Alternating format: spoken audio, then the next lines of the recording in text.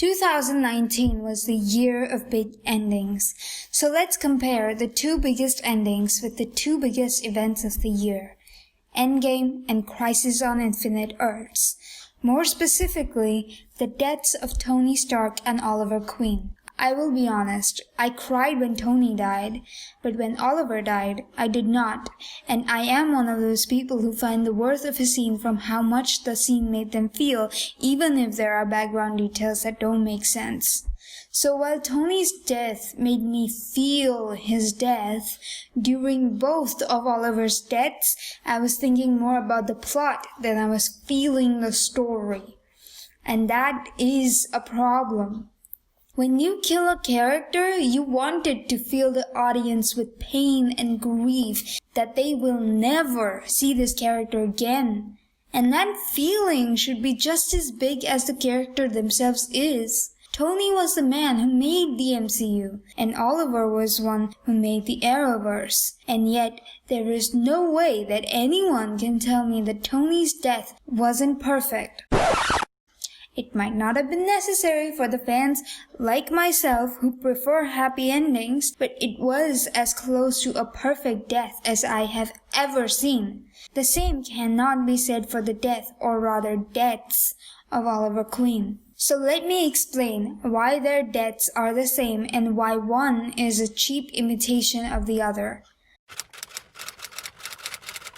I should start with why I think that they are similar. Both Oliver and Tony are humans, breakable and fragile, surrounded by aliens and superpowers. But that does not stop them from taking action and doing the right thing. Both their deaths were predicted by the audience since the arc in which they die started. We've been expecting Tony's death since Infinity War, and Oliver traded his life for Barry and Kara. Both of them are humans who in the end die as powerful beings. With the Infinity Stones, Tony was the supreme being at the moment of his death, and Oliver turned into the Spectre. Both left their family to save the world, knowing the risks, and both sacrificed themselves for the universe. So with these many similarities, why do I think that Tony's death was better? Let me explain.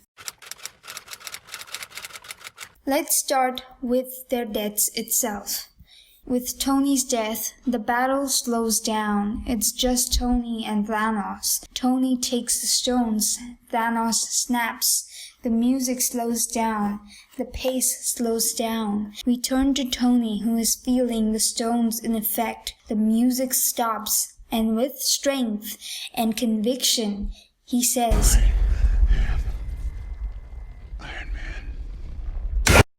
Thanos and his army start to turn to dust. Tony supports himself against a piece of a ship. His loved ones gather around him, and Pepper tells him he can rest. And the last shot we see of him alive is his arc reactor light flickering and going out. Iron Man, Tony Stark, is gone. The first time Oliver dies is fighting the ghost things sent by the Anti-Monitor. He isn't even fighting the main villain, just his minions. The Monitor then brings him to the bunker on Earth 1 and tells the rest of the crew that his sacrifice saved 1 billion people. He then consoles Barry and Kara. It's okay. You can fight the fight. He tells Mia to remember him, and he dies. First off, it's Oliver who is dying, and he's the one making the "chin up, guys" speech. And even if one of the 1 billion people Oliver saved had any impact on the story, his death would matter more. If Ryan Choi had been that person, his place in the story would make more sense. But as is, these people die anyway, and the multiverse in the end is back anyway, so it's a sacrifice. That's it. It might sound like I'm being insensitive, but in the end, his sacrifice doesn't do anything. The story should. Secondly, Tony's sacrifice stays. Thanos dies, the battle is won, the world is saved, and there is silence. Oliver's first sacrifice serves as motivation for other characters to either fight the fight or bring him back. His second sacrifice is semi-nulled the next episode when we find out who they fought when they died to save the world is another important thing. Thanos and Tony are eerily similar to each other. Both visionaries with extraordinary intellects who were ignored by their peers and their worlds paid the price for it. Their deepest regret is not being able to save people. There are no such parallels between Oliver and the Anti-Monitor. This isn't an effects or budget problem. It is a writing problem. Otherwise, I would not have made this video because I know that TV does not have the same budget as cinema. It's obvious, but that doesn't mean that TV can have half-as-bad writing when it comes to killing off their first ever character. I hope you enjoyed this video. Like this video if you agree with me and believe that Oliver should have gotten a better death.